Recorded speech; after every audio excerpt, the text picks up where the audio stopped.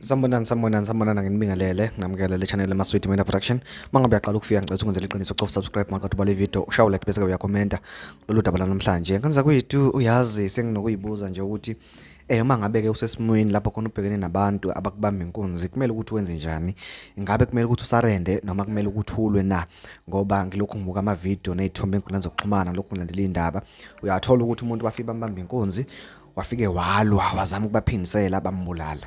Kokunye futhi uyathola ukuthi umuntu bebembamba inkunzi wangalwa wanikeza konke wasarenda kodwa futhi bagcina ngakho ukuthi bambulale. Ngikhuluma ke lezi indaba nje ngoba ngiletheleke udaba ke mayelana ke nale video bekade izungeza enkundleni zokuxhumana lapho khona ke kubulawa khona udriver we-truck yakwa Sasco kanye ke nomunye wabasebenzi bakhe lapho khona bebathathu njengoba lokhu ubona ke la emva kwami. Njengamanje udaba engenze ngalo ke luthi ke amaphoyisa asembambile oyedwa walezi insizwa ke ezimbili owabulala ke lo driver ke kanye ke nomsizi wakhe oyedwa.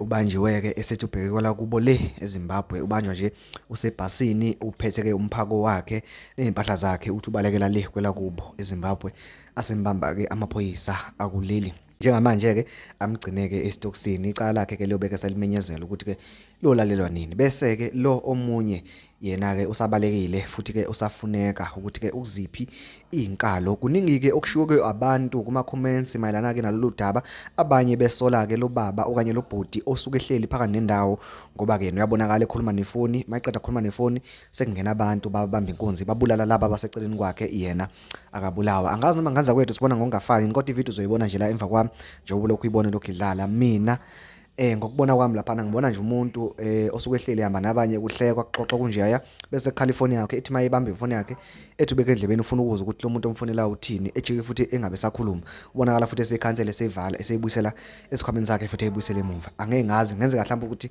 bekade nje kwama spam calls noma bekumuntu omfonelayo waphelelwa airtime.